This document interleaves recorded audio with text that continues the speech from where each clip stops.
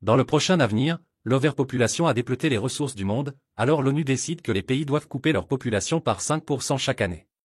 Aux États-Unis, tous les étudiants prennent un test standardisé une fois par an et ceux avec les scores les plus bas sont exécutés. Le test s'appelle le 10 à 241, mais les gens l'ont nommé le Turing. Au Texas, les étudiants étudient pour le test, qui commence dans 18 heures. La tante Lena mentorise Simon pendant que ses petits frères jouent derrière eux. Simon est frustré parce qu'il ne comprend pas suffisamment et paye à Lena une bonne quantité de chèques, ce qui lui donne des lentilles de contact spéciales qui lui donnent toutes les réponses. Lena l'invite à les détruire après le test. À ce moment-là, elle reçoit un appel de l'hôpital en disant que sa mère essaie de se décharger contre l'advice médical. Lena demande au docteur d'acheter du temps et s'approche de l'hôpital avec ses sœurs, où sa mère a déjà signé tous les papiers de dépistage. Le docteur l'envoie à côté de Lena et tourne son argent, révélant que sa mère s'est endommagée et qu'aucun traitement ne l'aidera plus. Le soir, avec seulement 12 heures pour l'examen, le fils du gouverneur Blake dit à ses gardes-femmes qu'il va à la cuisine pour se déchirer, mais il s'échappe de la mansion et rentre dans sa voiture pour rencontrer sa copine Ellie. L'ambiance devient étrange quand ils se souviennent qu'il pourrait mourir le matin, alors ils décident de se distraire. Il s'échappe dans une autre mansion et utilise la poule pour un moment.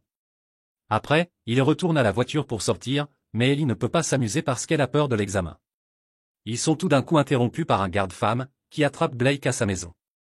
Le gouverneur Dean dénonce Blake de perdre son temps la nuit avant l'examen, indiquant qu'il devrait étudier maintenant pour qu'il puisse s'amuser plus tard.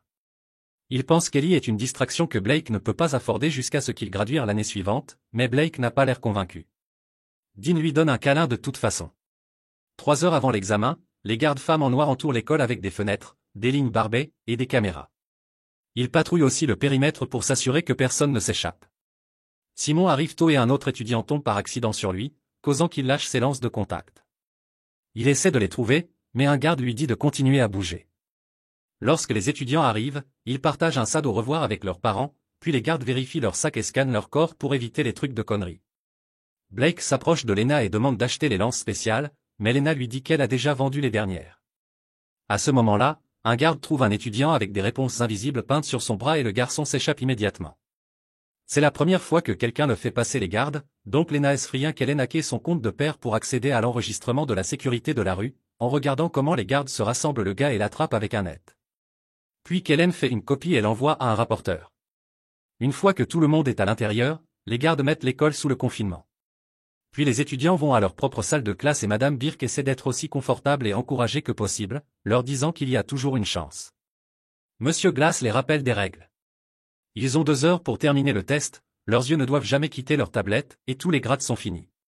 À ce moment-là, le test finit et tout le monde se concentre sur répondre aux questions sur la tablette, mais c'est clair que beaucoup d'entre eux sont en train de se débrouiller.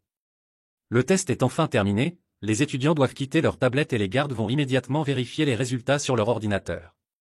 La conclusion arrive en juste quelques minutes et les enseignants sont désespérés pour lire la liste avec les meilleurs scores. Avec chaque nom mentionné, les gardes prennent l'étudiant, les attrapant lorsqu'ils essaient de résister ou même de les battre lorsqu'ils essaient d'escaper. Blake, Kellen, et Lena passent, mais Ellie ne l'a pas fait et elle a été emprisonnée. Les étudiants sont permis d'avoir une pause et Lena voit que Simon est aussi emprisonné. Un désespéré Blake appelle son père pour lui demander de sauver Ellie, mais Dean refuse de jouer favori puisque la loi est la même pour tout le monde. Furieux, Blake empêche un groupe de gens d'atteindre le garde, empêchant lui aussi avant de prendre un extinguisseur de feu et l'attaquer.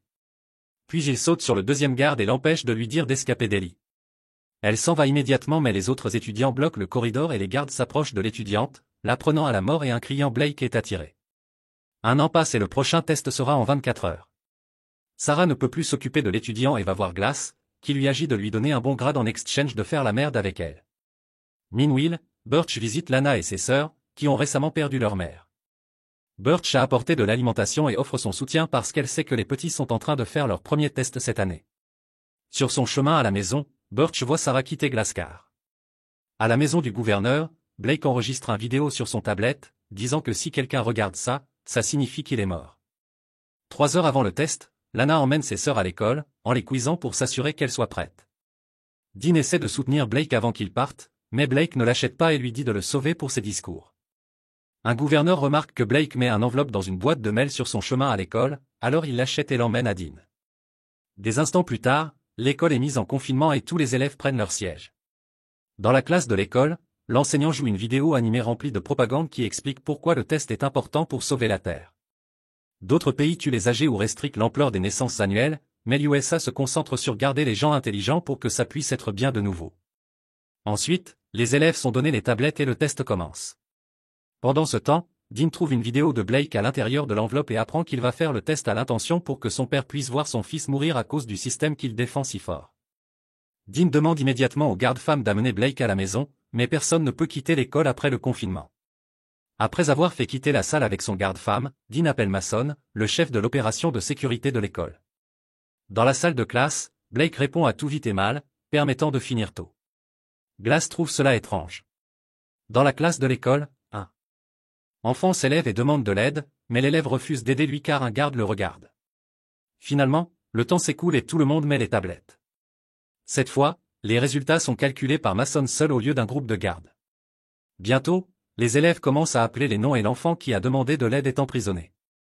C'est la même chose pour Sarah, qui crie quand elle réalise que Glass a menti à elle. Kellen et Lena S-sibling passent et Blake le fait, qui ne comprend pas ce qui se passe. Birch pleure quand elle lit Lena S-Naim, ne croyant pas parce qu'elle est la meilleure élève de sa classe. En même temps, Mason appelle Dean pour confirmer qu'il a fait le changement. Un choqué Blake regarde les enfants être emprisonnés et Birch s'éloigne d'un garde, demandant de vérifier les résultats car c'est impossible pour Lena de faire mal. Les gardes appellent Mason et leur disent que tout va bien, donc Lena doit partir avec les autres. Lorsque Birch dit au revoir, elle donne secrètement à Lena son carte-clé, lui rappelant qu'il y a toujours une chance. Après, l'école met une fête pour les gens qui sont passés et Birch remarque Glass flirter avec un autre élève. En même temps, Dean est à un événement public et son discours est joué à la fête. Tout le monde chante pour lui car il mentionne toutes les choses qu'il a améliorées dans le pays et commente sur comment les décisions doivent être faites mais aussi nécessaires. Il pense que l'élimination n'est pas barbarique, au contraire il l'appelle l'innovation. Dean aussi annonce sa candidature pour le président et un dégoûté Blake quitte la fête. Dans une salle privée, les enfants qui ont failli sont demandés de prendre leurs vêtements pour la décontamination et attaquer quand ils n'obéissent pas. Lena met la carte clé dans sa bouche pour la garder cachée. Puis ils sont donnés des vêtements de prison et sont emprisonnés dans une autre salle où ils sont emprisonnés dans les chaises. Proche, Blake arrive dans le corridor et prétend s'être très malade. Quand un gardien le vérifie, Blake tombe sur l'homme et le frappe avec sa propre arme. À la même heure, Kellen rentre dans la cour de son père à nouveau et regarde les étudiants qui ont failli sur la caméra de sécurité, mais c'est trop douloureux et regarde loin. Après avoir caché le corps inconscient, Blake attend que Mason quitte la salle de contrôle et il s'échappe à l'intérieur. Il essaie d'utiliser l'ordinateur mais il demande pour un mot de passe. Lorsque les gardiens se préparent à injecter les étudiants, Blake ferme la puissance dans l'ensemble de l'édifice en se trompant de la boîte de puissance pendant que Mason trouve le gardien inconscient. Les poignées électroniques commencent à faire mal et les étudiants essaient d'escaper, laissant le chaos sur la salle. Lorsque les gardiens et les étudiants se battent, Lena utilise l'occasion d'escaper en utilisant la carte clé de Birch sur la porte. Bientôt Mason retourne à la salle de contrôle mais Blake est déjà caché dans les fenêtres. Mason voit que le système est en retard et dit au gardien d'amener le père de Kellen pour le réparer. À la fête, les gardiens informent tout le monde que c'est juste une erreur de puissance régulière et amènent le père de Kellen à la salle de contrôle. Pendant que l'homme travaille, Mason va vérifier les étudiants, qui ont été encoiffés à nouveau. Mason rappelle au gardien de faire un compte de tête et il note qu'il manque quelqu'un. Dans le corridor, Ellie presque tombe dans un gardien mais elle s'occupe de l'un des logements juste en temps. Puis elle essaie d'ouvrir une autre porte avec la carte clé, mais elle est bloquée. À ce moment-là le gardien la trouve, donc Ellie utilise la sombre pour prétendre qu'elle est Birch. Dès que le gardien se tourne autour, Ellie tombe sur lui et essaie de le battre, mais le gardien loot passe et commence à le frapper. Soudain, Blake apparaît et gagne la bataille, en utilisant l'élément de surprise pour battre le gardien. Ensuite, Blake admet qu'il a failli à propos et Lana réalise que quelque chose n'est pas bon avec tous les résultats. Blake alors active l'alarme pour envoyer tous les gardiens dans le corridor pendant qu'il et Lana se cachent dans les fenêtres. Mason annonce que l'école restera en confinement jusqu'à ce qu'il retrouve Lana, qui ne s'intéresse pas au fait que les enfants devraient se réunir avec leurs parents d'ici maintenant. Dans les fenêtres, Blake juge Lana pour vendre les lances aux enfants désespérés parce qu'ils le voient en prenant avantage de leur peur. Lana doit expliquer qu'elle ne l'a fait que pour payer pour les traitements de sa mère, et Blake s'apologise immédiatement. Elle a aussi admis qu'elle avait un amour pour Blake. À la maison du gouverneur, un rapporteur demande à Dean de parler de la fermeture prolongée de l'école, laquelle Dean ne connaissait pas. Il prétend que tout est sous contrôle et après l'interview il vérifie les nouvelles pour découvrir que la copine du rapporteur de Kellen est à l'extérieur de l'école. Elle couvre la crise et intervient les parents qui se préoccupent de la mort de leurs enfants. En même temps, Mason fait que tous les enseignants prouvent qu'ils ont toujours leur carte clé. Quand il va vérifier Birch, il est interrompu par un appel de Dean, qui crie furieusement à lui pour résoudre le problème rapidement. Revenant à Blake et Lena, il continue de bouger à travers les fenêtres quand soudain la surface s'arrête et Blake tombe à travers, tombant dans le poêle. Lena s'envole immédiatement et passe rapidement pour sauver Blake, qui est inconscient. Heureusement, Lena connaît le CPR et réussit à l'éveiller. Ensuite, ils vont au logement et se tournent autour pendant qu'ils changent en vêtements secs. Lena trouve une autre fenêtre pour qu'ils puissent continuer. À la fête, certains élèves essaient de se laisser seulement pour les gardes pour les battre, alors qu'Hélène commence à enregistrer et l'envoie au rapporteur. 2 minutes plus tard, Lena et Blake atteignent le corridor à l'extérieur de la salle de service et la carte clé tombe de la poche de Lena. Les gardes entendent un bruit, alors Blake couvre immédiatement la bouche de Lena et ils attendent que les hommes passent. Heureusement, à cause de la sombrenne, ils ne voient pas la clé. Ensuite, le duo va à l'école de sciences, et cette fois-ci, le bruit qu'ils font en descendant est définitivement entendu par un garde. En mettant quelques objets ensemble, Lena fait un rouleau magnétique pour chercher la clé. À ce moment-là, le garde arrive et commence à battre sur la porte fermée, alors Blake envoie Lena de retour dans les fenêtres pendant qu'il reste comme une distraction. Blake essaie de se cacher derrière les tables, mais le garde tombe et le retrouve rapidement. Bientôt, seul l'un d'entre eux est inconscient sur le sol. Dans l'événement, Lena attend que les gardes bougent et baissent le magnétique. Elle réussit à attraper la clé et l'amène, seulement pour que le garde l'attrape tout de suite. Cependant, il l'abandonne et Lena réalise que c'est Blake, qui a volé l'uniforme du garde qui l'a tué. Par contre, le garde du combat précédent raconte à Simon qu'il y a 2 adolescents sur le sol et l'un d'entre eux utilise le nom Birch. Dans une autre pièce, les enseignants attendent encore. Birch prétend flirter avec de l'acier et vole sa carte de clé. Quand Mason vient la vérifier, Birch présente la carte de clé de l'acier comme sa propre. Les gardes notent que l'acier est manquant de son clé et il est arrêté pendant que les autres enseignants sont enfin autorisés à partir. Mason commence à battre l'acier en lui demandant où trouver les adolescents qui s'échappent. Revenant à Lena, elle prend les fenêtres vers la pièce de serveur et essaie d'utiliser l'ordinateur, mais le programme de test demande le passeport de Mason. Elle envoie un message à Kellen, demandant de l'aide.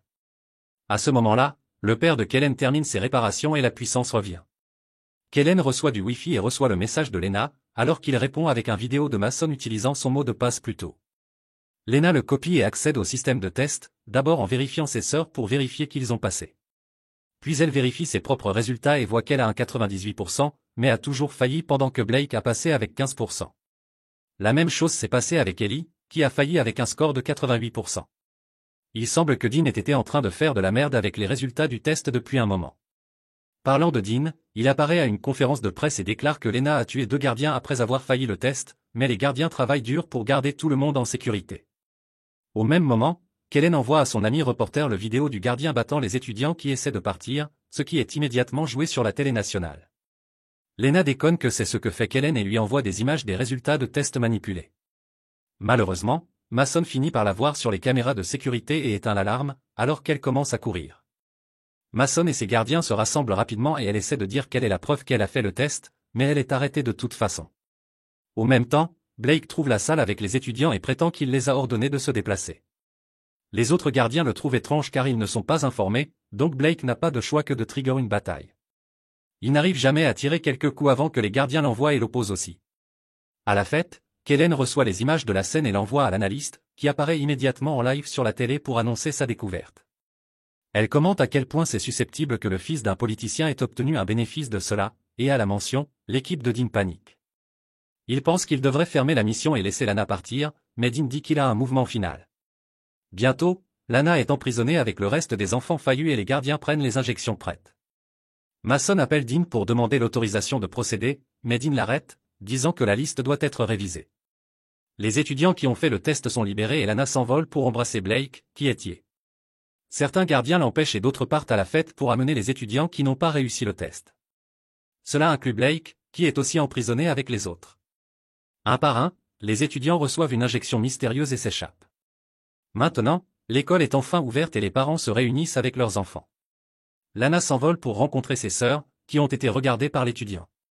Les parents qui ne reçoivent pas leurs enfants ont un dérèglement sur le spot. Bientôt, Dean apparaît à la télé à nouveau et prétend que Mason était derrière tout. Il met en scène un acte triste de son amour pour son fils mort, toujours en clarifiant que même lui n'est pas au-dessus de la loi. Quelque temps plus tard, un truc arrive à une fabrique illégale. Au choc de Blake, il se réveille vivant et bien parce que l'injection n'a été qu'une sédative.